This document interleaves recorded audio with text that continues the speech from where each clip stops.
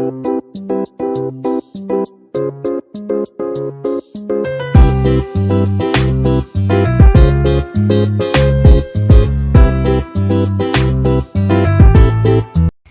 किचनमध्ये नमस्ते। आजची रेसिपी आहे बटाट्याची, एकदम चटपटी तिखट आंबट। इथे आहे ना मी गॅसवर तवा ठेवलेला आहे, त्याच्यामध्ये 1 चमचा तेल टाकायचं, तेल जास्त नाही टाकायचं आहे। आणि तुमच्यावर तवा असेल तर तवा घ्या, नाही तर कढई घेतली तरी चालेल। रेसिपी खूप टेस्टी आहे, तर तुम्ही पूर्णपणे रेसिपी पहा। इथे गॅसवर आहे ना तवा ठेवलेला आहे, त्याच्यात 1 चमचा तेल टाकलेलं आहे। तेल छान असं गरम झालं पाहिजे। इथे आहे ना मी बटाटे घेतलेली, 4 बटाटे घेतलेले छोटी, आणि छोटे छोटे पीसेस केलेले आहे। आणि स्वच्छ 1 ते 2 पाण्याने ना स्वच्छ धुवायचे, असे पीसेस करायचं। या बटाट्यामधून ना पाणी पूर्णपणे काढायचं, नाही ते बटाटे अंगावर येते। तिथे पहा, असं पूर्णपणे पाणी काढून घ्यायचं।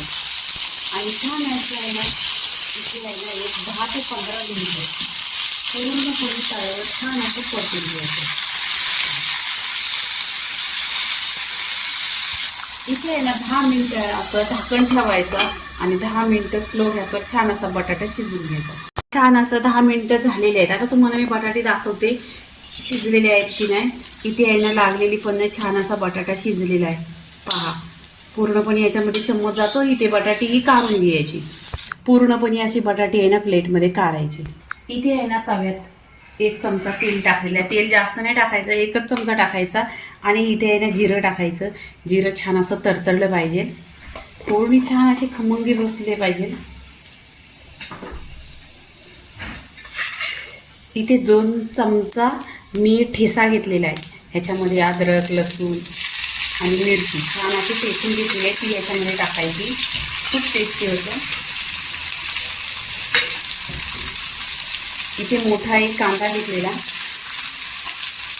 कट करून घ्यायचा छान असा, आणि मोठा मोठा कांदा कापायचा।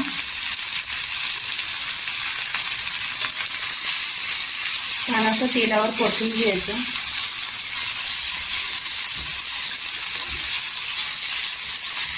इथे कांदा आहे ना फक्त सॉफ्ट करायचा आहे, गोल्डन पण नाही करायचा आहे, पिंक कलर पण नाही करायचा आहे, सॉफ्ट करायचा आहे। इथे टोमॅटो टाकायचा, टोमॅटो पण छान असा परतून घ्यायचा।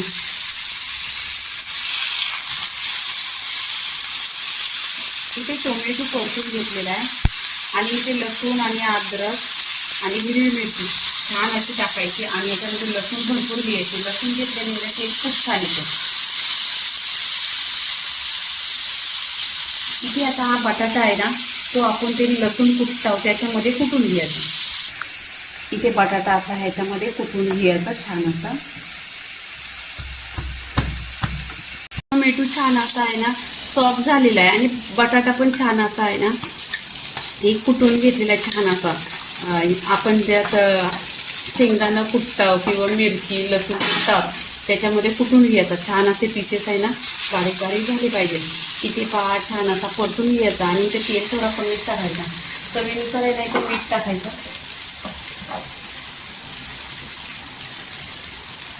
इथे मीठ टाकलेलं आहे, इथे शेंगदाण्याचा कूट टाकायचा,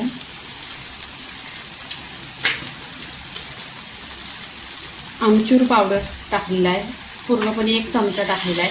छान असा तिखट आंबट असा टेस्ट आला पाहिजे। चटपटी रेसिपी आहे, पूर्णपणे पहा। आणि कलर पण एकदम सुरेख येत आहे, आणि खुशबू पण छान असा येतोय। तुम्ही आहे ना नेहमीच असं बनवा काहीतरी वेगळं। बटाट्याची भाजी तर पिवळ्या कलरची पण बनते, लाल कलरची, पातळ भाजी, घट्ट भाजी, अशा भाज्या बनतात। पण कधीतरी असं चटपट काहीतरी असं वेगळं बनवलं ना, छोटी मुलं पण खाणार, आणि तुम्हाला पण खायला तुम्ही डब्याला घेऊन गेलं तरी चालेल। ह्याच्यामध्ये पाणी वगैरे काही नाही, ऑइली नाही, तेल नाही, काय नाही। तुम्ही स्कूलमध्ये मुलांना दिलं, ऑफिसमध्ये घेऊन गेलं तरी पण चालेल। आणि ह्याच्याबरोबर डाळ भात तर 1 नंबर लागणार। इथे मी अर्धा लिंबू घेतला, लिंबू पण छान असा ह्याच्यावर पिलायचं, 1 नंबर टेस्टी लागतो।